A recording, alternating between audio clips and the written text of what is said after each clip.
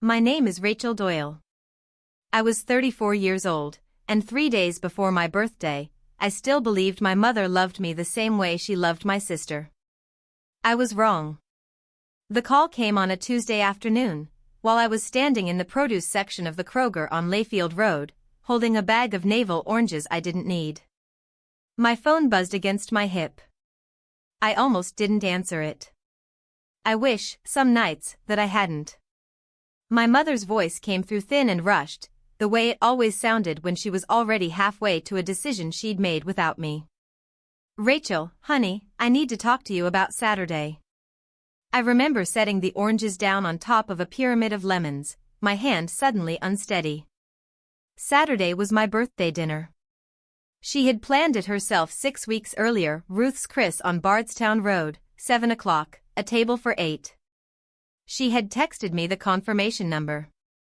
She had said, in writing, "This one's all about you, sweetheart." Now her voice had that particular brightness she used when she was about to disappoint me and wanted it to sound like good news. "Madison's ultrasound got moved up," she said. "They found something on the 20-week scan they want to double-check, and honestly, sweetie, this is just more important right now. I know you understand." I did not say anything for a long moment. A stock boy pushed a cart of bell peppers past me. I remember the smell of them, green and sharp, and I have never been able to smell a bell pepper since without my stomach turning over. "What did they find?" I finally asked, because some fractured, dutiful part of me still needed to ask the responsible sister question before the hurt one.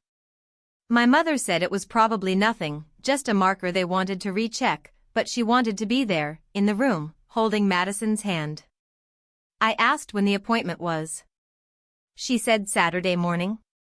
I asked, carefully, why that meant she also had to cancel dinner that night. There was a pause. Then she said the sentence I have replayed more times than I can count: "Rachel, I just don't have it in me to celebrate right now, with everything going on with your sister.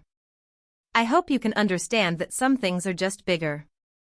Before I tell you exactly what I said back to her in that produce aisle, and before I explain what I found 3 days later in a folder my mother didn't know I still had access to, tell me, what time is it where you're watching this from? Where are you watching from tonight? What's the weather like there right now? I'm always curious how far these stories end up traveling. I put the oranges back. I don't remember deciding to do it. I just remember my hands doing it, setting the bag gently back onto the pyramid like the fruit itself mattered more than what I was about to say. "Bigger than my birthday," I repeated, and my mother made a small, impatient sound, the kind she used to make when I was 12 and asking for something she'd already decided I didn't need. "Don't do this," she said. "Don't make this a competition. You know Madison needs me."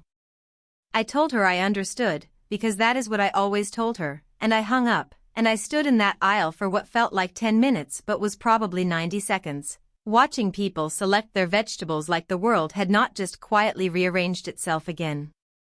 To understand why that phone call broke something in me that 6 years of smaller disappointments hadn't managed to break, you have to understand what our family actually was underneath the version we showed people at Christmas. I was born first, in 1991, to Carol and Dennis Doyle, in a 2-bedroom rental on the west side of Louisville. Madison came 4 years later, in 1995, 6 weeks premature, and that fact alone became the founding myth of our household. My mother told the story so many times over the years that I could recite it in her exact cadence: the emergency C-section, the 31 days in the NICU, the ventilator, the 4 pounds 2 ounces. "We almost lost her," my mother would say, at birthday parties, at Thanksgiving, once even at my own college graduation dinner, apropos of nothing, while I sat there in my cap still creased from the ceremony. I understood, as a child, that Madison's early arrival had frightened my parents in a way that reorganized their entire nervous systems around her.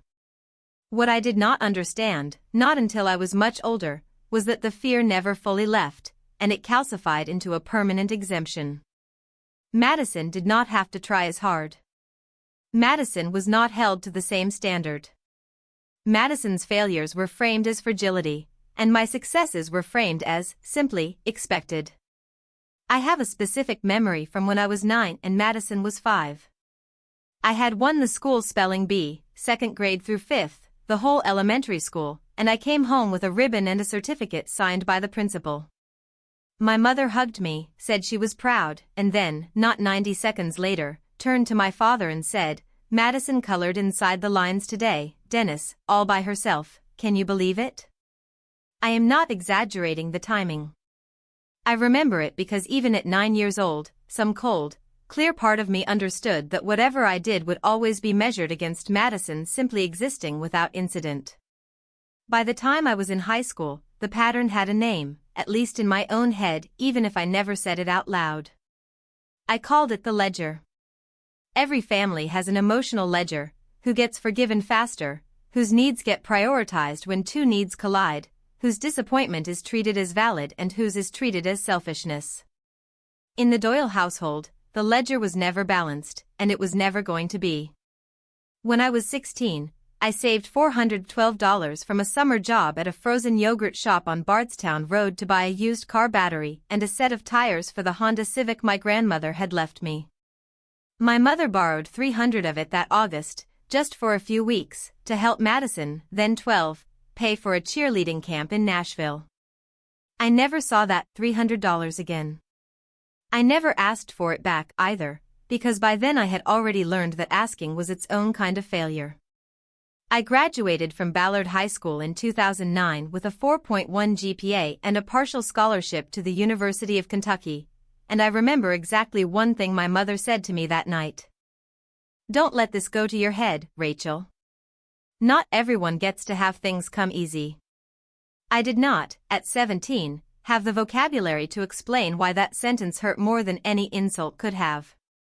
Things had not come easy. I had spent 4 years doing homework at the kitchen table while Madison practiced cheer routines in the living room. The television turned up loud enough that I had to read the same paragraph 3 times. But my mother needed a story where my achievements were effortless and Madison's ordinary milestones were miracles, because that story protected the ledger. It let her keep giving Madison more without ever having to admit she was giving me less. College put some distance between us, and for 4 years, that distance felt like relief. I studied accounting, worked 2 part-time jobs, and came home only for major holidays. Madison, meanwhile, dropped out of Jefferson Community College twice, the first time citing anxiety, the second time citing a boyfriend named Tyler Ashcroft who she said needed her in Nashville. My mother drove 4 hours round trip 9 times that spring to bring Madison groceries and, on at least 3 occasions that I know of, cash. I know the amounts because Madison herself would sometimes tell me, without any apparent awareness of how it sounded, laughing about how Mom bailed me out again the way another person might laugh about a parking ticket. $600 in March. $1,100 in April, for a security deposit on an apartment she shared with Tyler for exactly 5 months before he cheated on her and she moved back home. My mother never once used the word loan. She used the word help, and help, in the Doyle household, was never expected to be repaid and never subject to comment. I got engaged in 2016, to a man named Marcus Fenley, an actuary I'd met through a mutual friend from my UK accounting cohort. We planned a modest wedding for October 2017, 60 guests, a barn venue outside Bardstown that we'd put a $900 deposit on ourselves. In August of that year, 7 weeks before the wedding, Madison announced she was pregnant, unmarried, with a man named Dale Kirby who she had been dating for 4 months. I want to be precise here, because precision matters to what happened later. I was happy for her. Genuinely.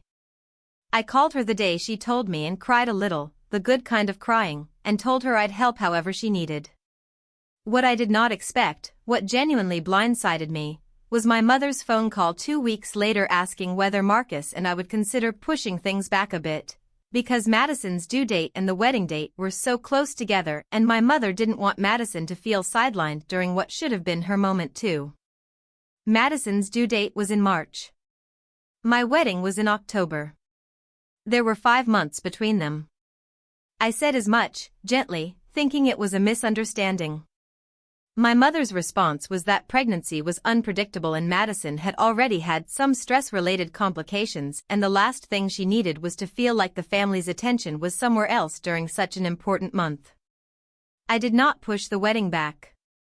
Marcus, to his credit, told me flatly that he would not be manipulated by a family dynamic he'd watched unfold for 2 years already. But my mother did not attend the cake tasting she had promised to help with, and she showed up to my bridal shower 35 minutes late because she had been at an appointment with Madison, and she gave a toast at my rehearsal dinner that spent the first 2 minutes talking about how excited she was to become a grandmother before pivoting, almost as an afterthought, to congratulating me and Marcus. I told myself, for years, that this was simply what it looked like to have a sister with more visible, more urgent needs. I told myself Madison's anxiety was real, that the premature birth had left some lasting mark I couldn't fully see, that my own stability was, in some backward way, a kind of privilege that came with an obligation to be patient. I want to be honest about something, because I promised myself I would not sand down my own complicity in this story. I let that narrative run for a long time because it was easier than the alternative, which was admitting that my mother had made a choice, over and over, for 30 years, and the choice was never close. Madison's daughter, Everly, was born in March 2018, 3 weeks early, which my mother treated as an eerie, meaningful echo of Madison's own birth, a kind of family destiny fulfilling itself. My mother took 2 weeks of unpaid leave from her job at the credit union to help. When my own daughter, Josie, was born in 2020, my mother visited the hospital for 90 minutes and left because Madison needed a ride to a doctor's appointment. I did not say anything. Marcus wanted to say something. I asked him not to. I told him it would only cause a fight, and fights with my mother never changed anything. They only cost me 2 weeks of silence and an apology I was expected to deliver, regardless of who had actually been wrong. By 2022, the pattern had become so entrenched that I had essentially stopped noticing it in the moment, the way you stop noticing a persistent, low-grade smell in your own house.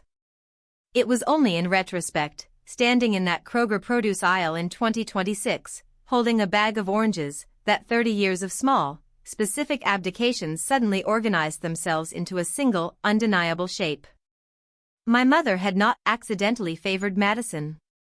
She had built an entire moral architecture that made favoring Madison feel, to her, like responsible parenting, and favoring me feel, apparently, like something she didn't need to think about at all.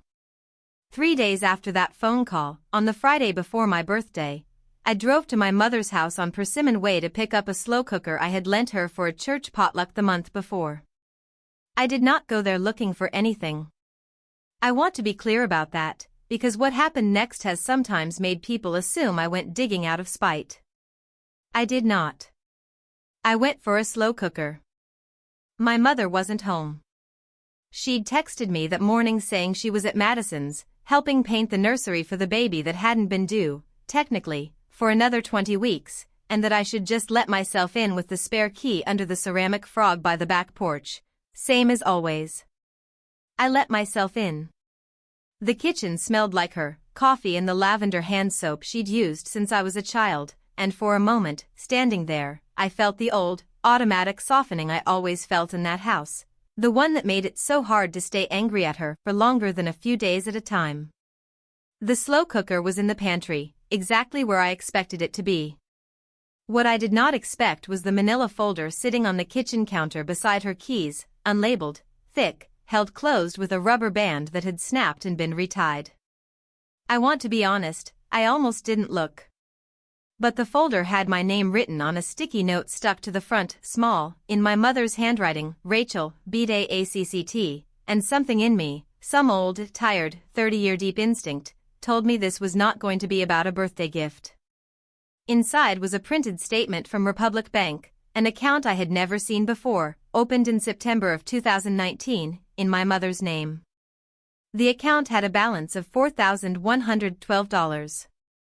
Attached to the statement, paper-clipped, was a second document, a photocopy of a savings bond application from my grandmother, Rachel Doyle, dated March 2003, the year I turned 12.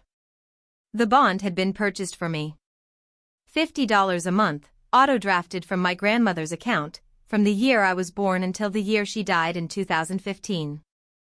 I had been told, my entire adult life, that account did not exist anymore, that my grandmother's modest savings had gone almost entirely to funeral costs and a small amount split evenly between me and Madison.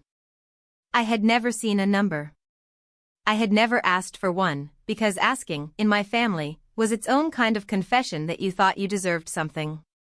The statement showed the account had been consolidated in September 2019, the same month.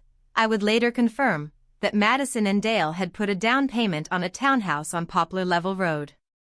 I sat down at my mother's kitchen table and read through 11 pages of bank documents with my slow cooker still sitting in my lap, and by the third page I understood, with a kind of sick, sliding clarity, that this was not a one-time transfer. It was a pattern with a paper trail, going back further than I had ever imagined, and someone, my mother, had apparently decided, at some point, that it needed to be organized well enough to find later. I still don't know if she meant for me to find it that day, or ever. Some nights I think she wanted to be caught. Other nights I think that's just a story I tell myself to make her cruelty feel like confusion instead of choice. The next document was a handwritten ledger, 3 pages, my mother's cursive, dated across a span from 2015 to 2024. Line after line, Madison, rent, November 2016, $850. Madison, Everly Daycare, 2019, $2,200. Madison, Dale's truck repair, 2021, $1,650. Madison, down payment gift, September 2019, $18,000. I read that last figure 3 times. $18,000. I thought of the year 2019, the year Marcus and I were saving for a house of our own, the year I had asked my mother, once, gently, if she and my father might be able to help with closing costs the way they'd told me they'd helped a little with Madison's place. My mother had told me, verbatim, that money was tight that year and she didn't want to play favorites by helping one daughter and not the other. I remembered believing her. I remembered feeling almost proud of her fairness. There was a final page, folded separately, dated just 6 weeks before I found it. It was a printed email, forwarded from my mother's account to an address I recognized as belonging to my father's financial advisor, a man named Greg Holloway who handled their modest retirement accounts. The subject line read, Estate Planning, Madison's Share. The body of the email, 3 paragraphs, discussed restructuring my parents' will so that Madison would receive 60% of the estate and I would receive 40%, with a note, my mother's own words, quoted back in Greg's reply for confirmation, that read, given everything Madison has been through and her ongoing needs with Everly, Dennis and I feel this reflects what's fair for our family.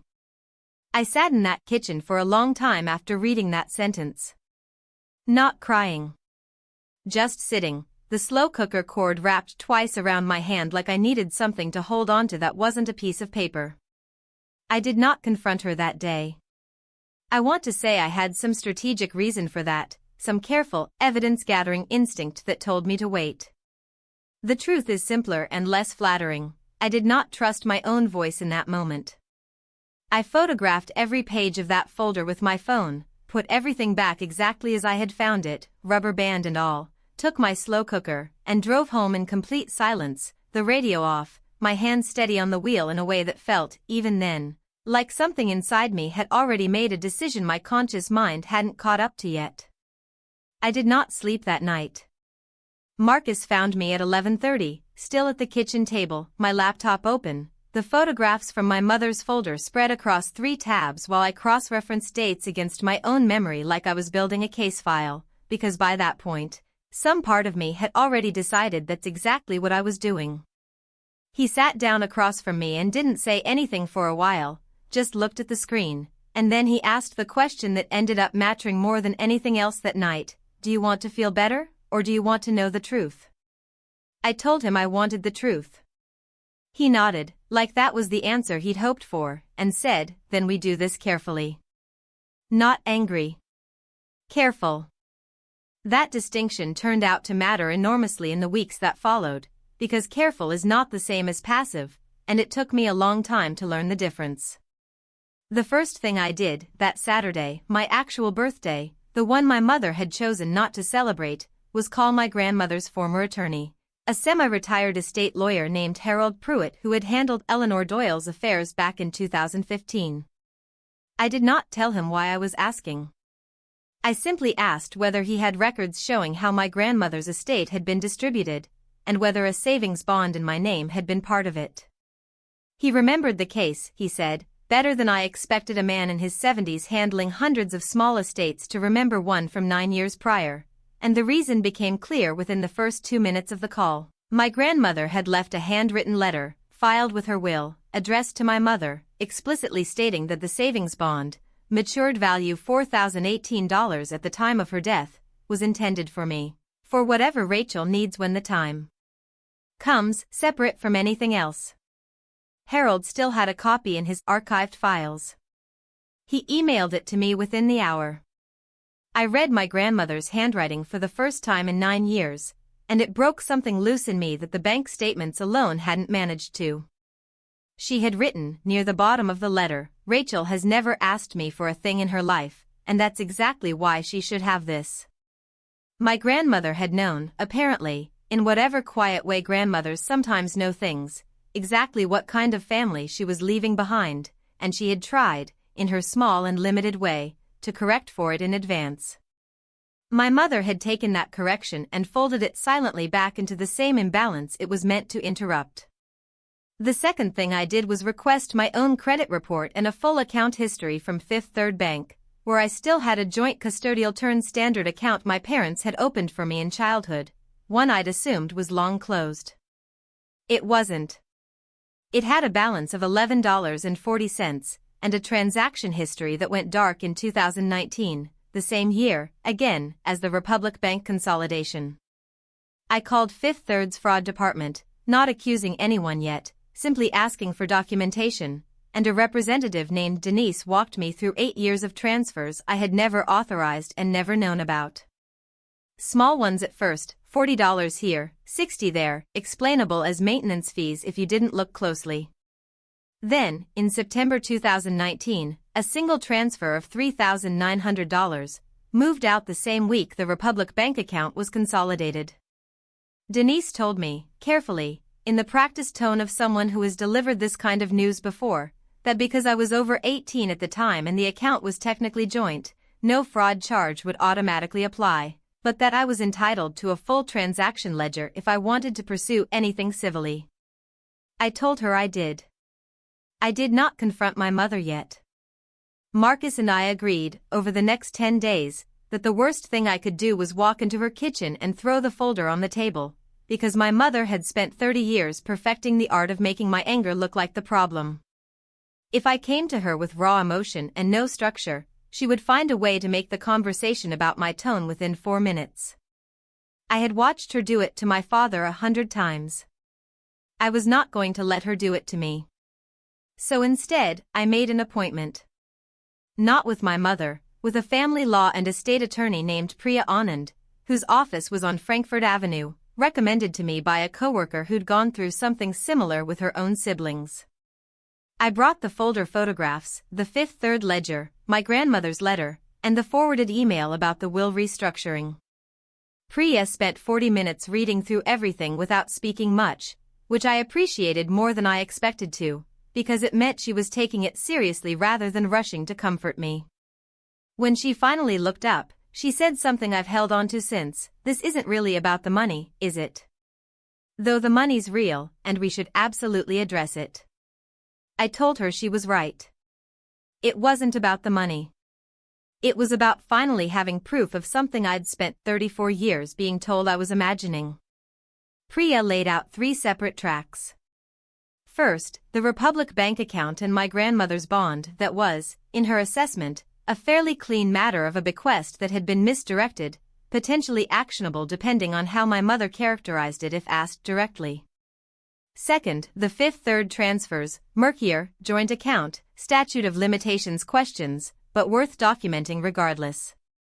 Third, and most complicated, the will restructuring, not illegal in any sense, since my parents were entitled to leave their estate however they chose, but worth understanding fully before any conversation happened, so I wasn't operating on assumption. Get everything in writing, Priya told me. Every conversation from here forward, follow up with a text or an email summarizing what was said. Not to trap her. To protect yourself from being told later that you misunderstood.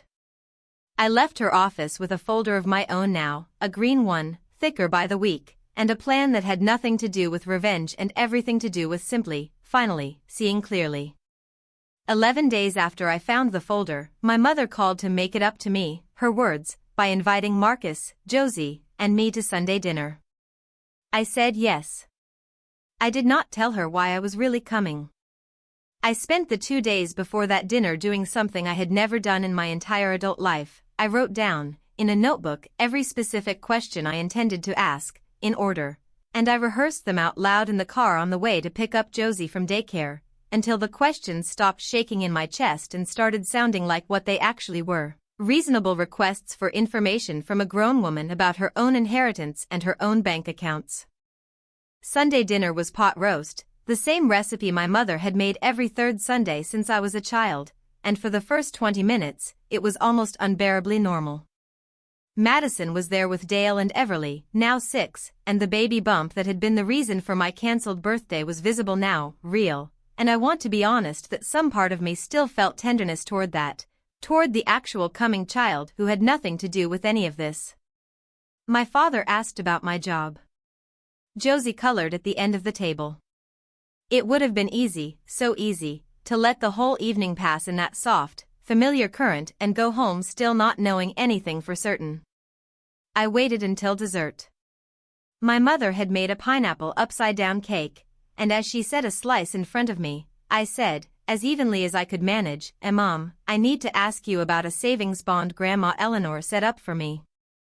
September 2019, Republic Bank. I watched her hand pause over the cake server for exactly 1 second. I noticed it because I had spent 11 days waiting to notice exactly this kind of thing, before she resumed cutting, and said, too lightly, oh, that old thing. I think that got folded into the estate a while back. Why?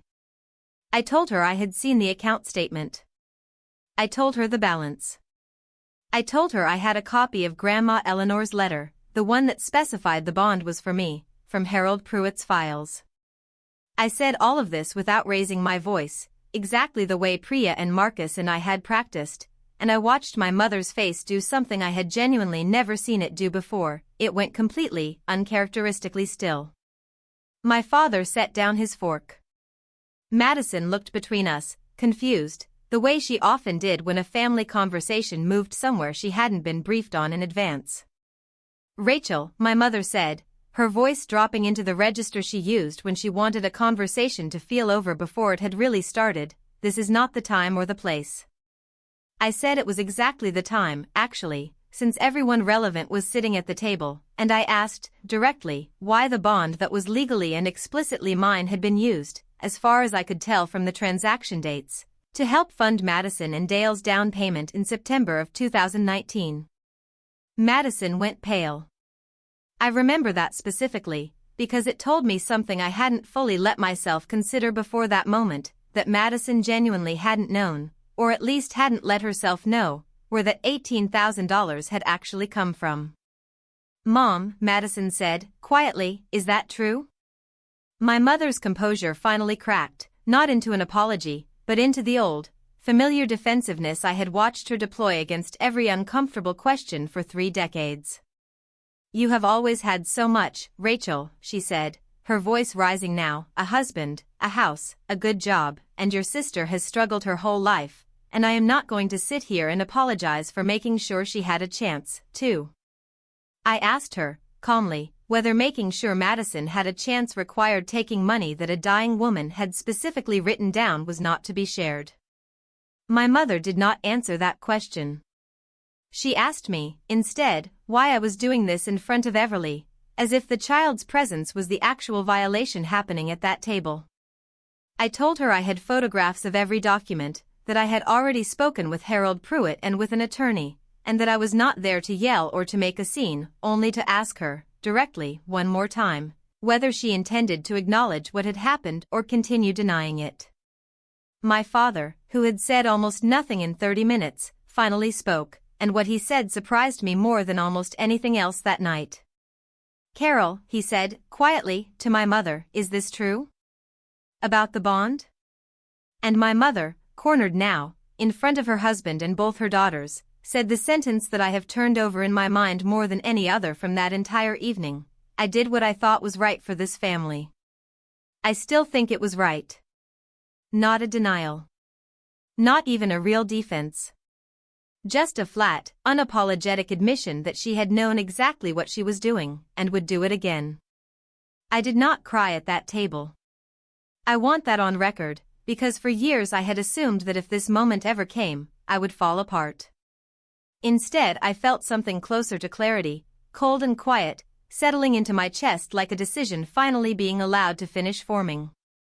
I told my mother I would be in touch through my attorney regarding the bond and the Fifth Third transfers, thanked her for dinner in a tone I'm not proud of but don't regret, and I gathered Josie's coloring books, and Marcus, and I left.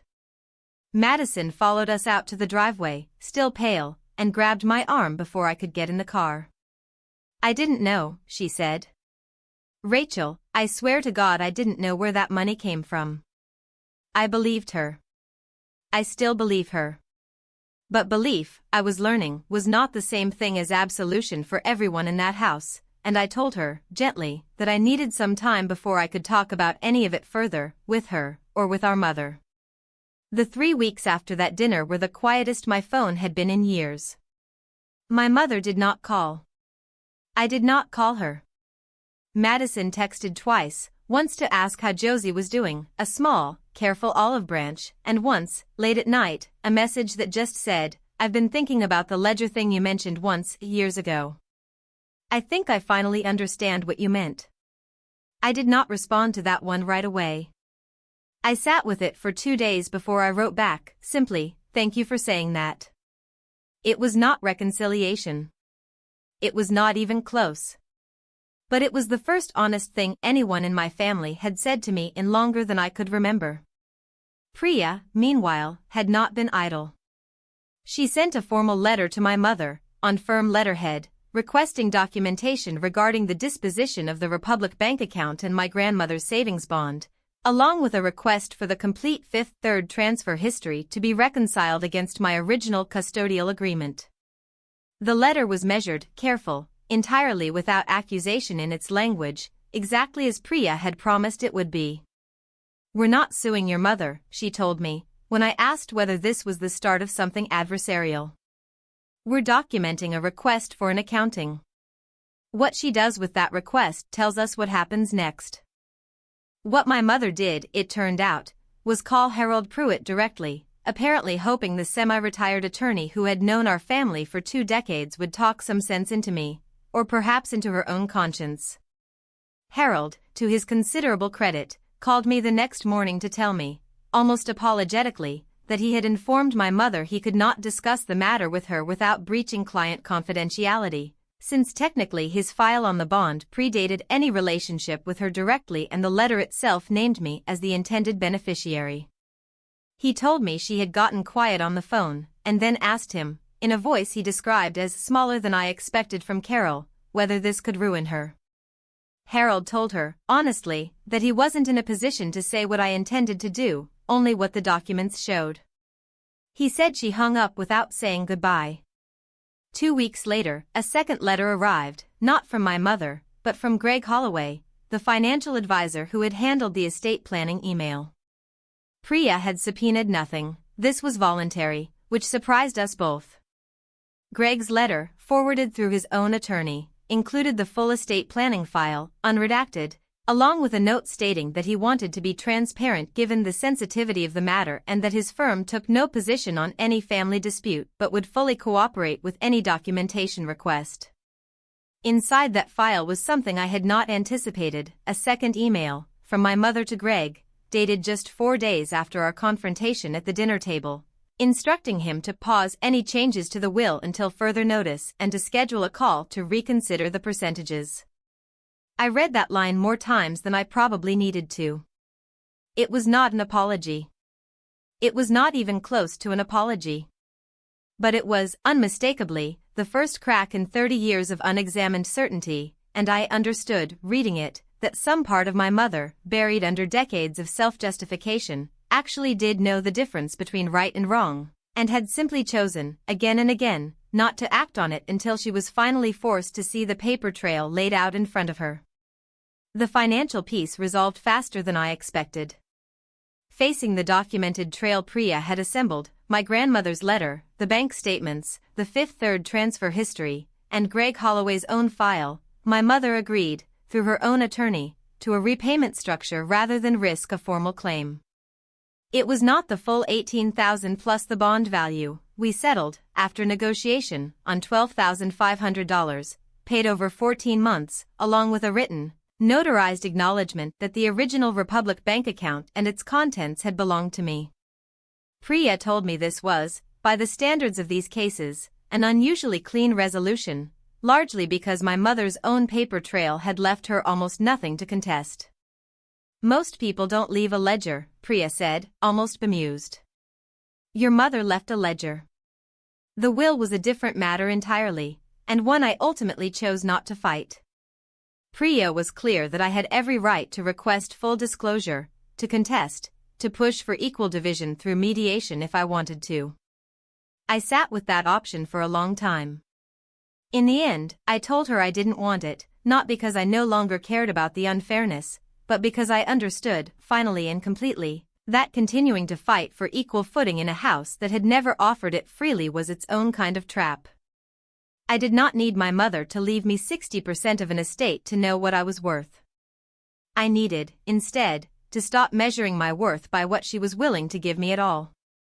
What I did ask for, through Priya, was smaller and, to me, more important, a written statement, separate from any settlement, in which my mother acknowledged, in her own words, not a lawyer's, what she had done with the bond and why.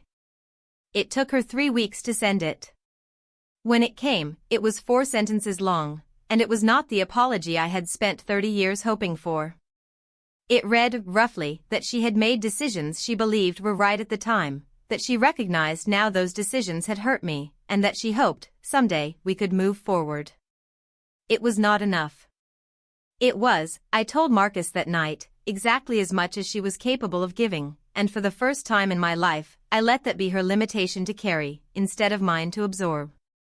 I want to pause here and say something honestly, because this is not a clean story, and I promised myself, sitting in that Kroger parking lot months earlier, that I would not sand down the messy parts just to make the ending feel tidier than it was.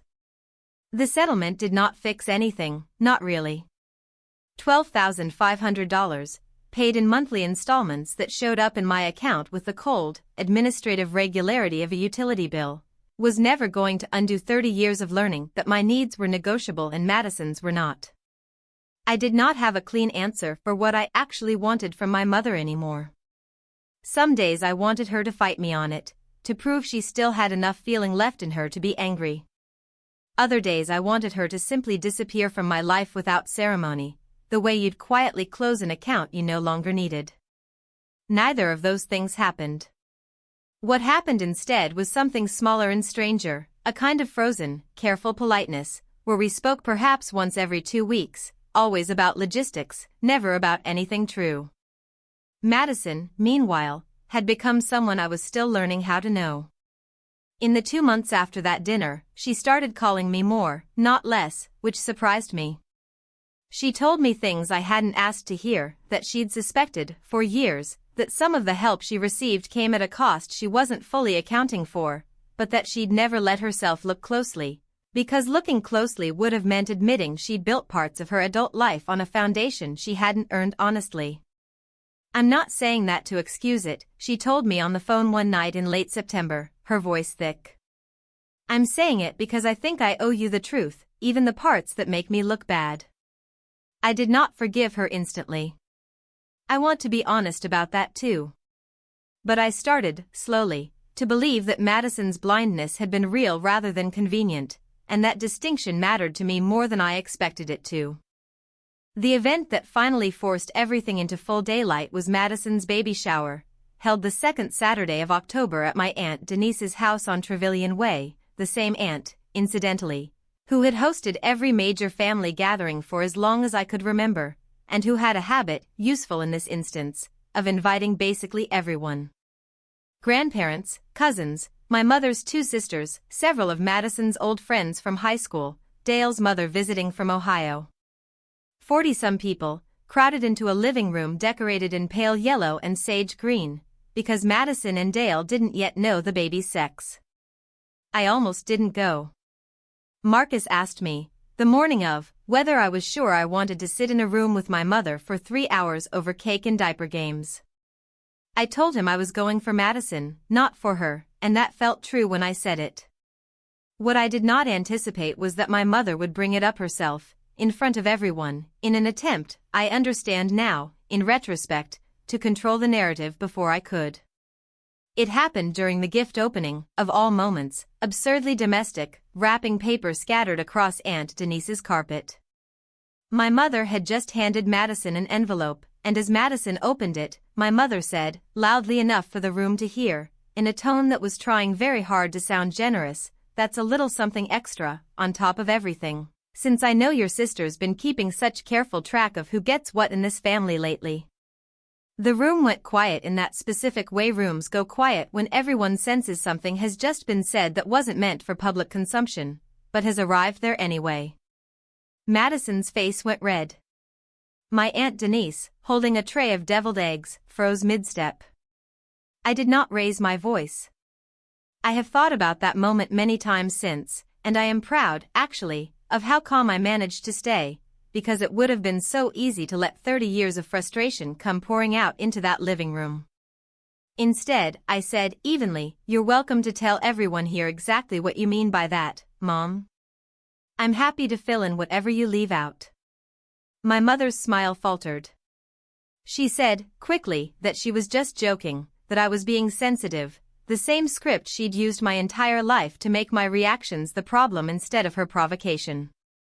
But something had shifted, permanently, in that room, and I think my mother felt it before I even said another word. My Aunt Denise, who had apparently heard fragments of family gossip over the preceding months, Madison, it turned out, had confided in her, quietly, weeks earlier, set down the tray of deviled eggs and said, in the blunt way my aunt has always spoken, "Carol, if you've got something to say about Rachel, say it plainly, or don't say it at all in my living room." My mother, cornered now for the second time in 2 months, this time in front of extended family rather than just her immediate one, opened her mouth to respond and then, visibly, could not find the sentence. Grandma Eleanor's sister, my great-aunt Pauline, 81 years old and sharp as ever, said into the silence, "Eleanor set that bond aside for Rachel specifically. I remember her telling me so at Christmas the year Rachel turned 12. I always wondered what happened to it." The room's attention swung, entirely, unmistakably, toward my mother, who stood there holding an unopened gift bag, 30 years of careful narrative control dissolving in front of nearly every person who mattered to her. My mother did not stay for the rest of the shower. She said she had a headache, gathered her purse, and left within 10 minutes, and I remember watching her walk out through Aunt Denise's front door and feeling, for the first time in my adult life, no urge whatsoever to chase after her and smooth things over. That absence of urge frightened me a little, honestly, because it meant something in me had finally, permanently recalibrated. For 34 years I had been the daughter who managed everyone else's discomfort. Watching my mother's car pull out of the driveway, I understood that I was no longer going to volunteer for that job. The shower continued, strangely, better than before. Aunt Denise, in her practical way, simply announced that we still had games to play and a diaper cake to admire, and the room, after a few awkward minutes, settled back into itself. Madison found me in the kitchen afterward, drying wine glasses that didn't need drying, and said, "I'm sorry." I should have said something the second she started that sentence. I told her she didn't need to apologize for our mother's behavior, that this had never been Madison's mess to clean up any more than it had been mine to endure quietly for 3 decades. She nodded, and then said something that surprised me, "I don't want Everly growing up thinking this is normal. Watching you handle it, I don't want her to learn what I learned, that you just wait for Mom to decide things and don't ask questions." It was, as far as I could tell, the first time Madison had ever articulated, out loud, an intention to raise her own children differently from how we'd been raised, and I found myself, unexpectedly, near tears in Aunt Denise's kitchen over a stack of dry wine glasses. Over the following month, my mother tried twice more to reframe what had happened, once through a long, unsolicited email to me, cataloging everything she felt she'd sacrificed over the years, framed entirely around her own exhaustion rather than any accountability for the bond or the account transfers, and once through my father, who called me one evening, sounding tired in a way I'd never heard from him, and asked, gently, whether there was some way to put this behind us as a family. I told him I loved him, and that I believed he hadn't known about the bond specifically, based on his reaction at that dinner table, but that putting it behind us wasn't something I could do on a timeline set by other people's discomfort. He was quiet for a moment, and then he said something I've held on to: your mother has never known how to apologize without also explaining why she was right. I've watched her do it for 40 years. I'm sorry you had to learn it the hard way too. The final piece of the settlement was finalized in November, the $12,500, the notarized acknowledgement, all of it processed through Priya's office with a formality that felt, by that point, almost anticlimactic after everything that had led up to it. I did not feel triumphant when the paperwork was signed.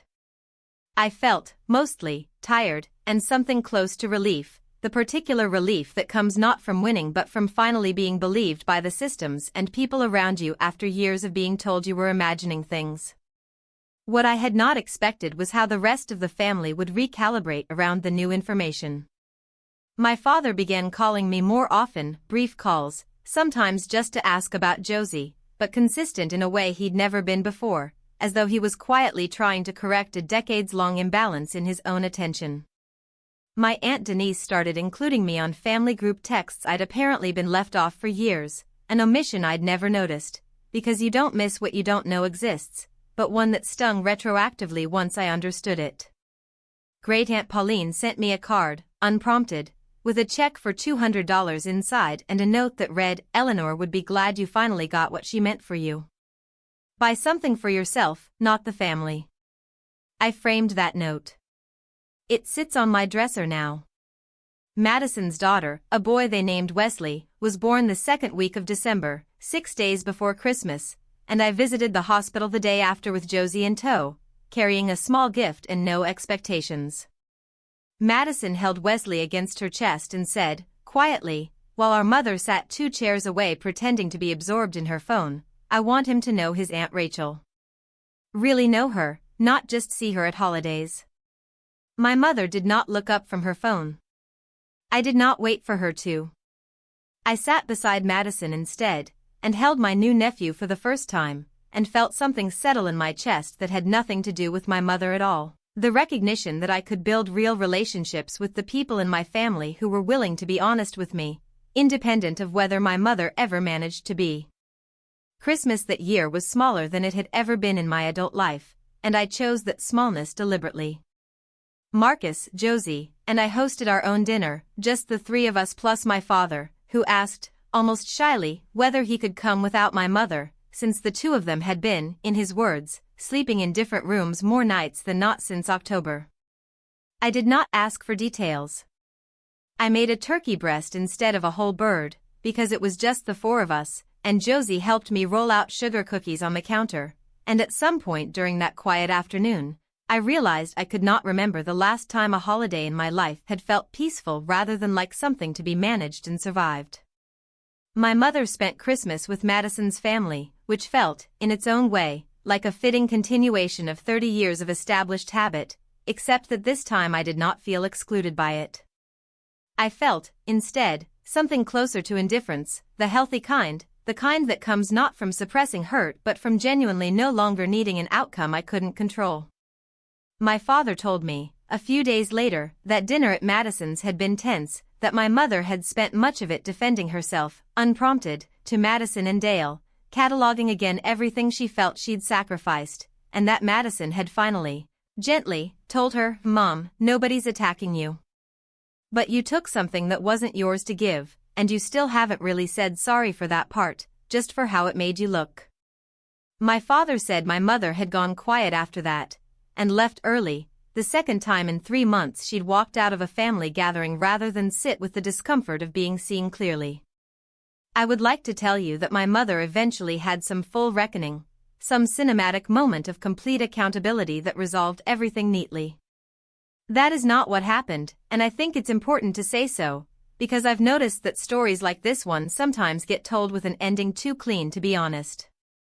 What actually happened, over the following months, was slower and messier and more ambiguous than any resolution. My mother began, in small increments, to change, not dramatically, not with any grand apology, but in smaller behaviors that I noticed only because I'd spent 34 years cataloging their absence. She asked about Josie's preschool by name, unprompted, in February. She sent a birthday card in March, my actual birthday, this time acknowledged on the correct day, with no cancellation, no competing emergency, that said simply, I know I have a lot to make up for. I'm trying. I hope you can see that, even when I get it wrong. It was not an apology in the full sense I'd once wanted. But it was the first time in my life my mother had admitted, in writing, that there was something to make up for it all. I did not rush back into closeness with her. Priya had told me once, months earlier, something that stuck with me through this entire period: reconciliation, if it happens, has to happen on a timeline that respects what was actually done to you. Rushing it just to make everyone else more comfortable is its own kind of self-abandonment. I held on to that.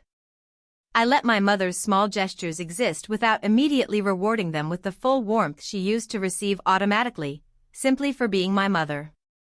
Access, I came to understand, was not the same thing as forgiveness, and forgiveness, when I eventually found pieces of it in myself, did not require me to hand back the same unguarded trust I'd given away for free my entire life.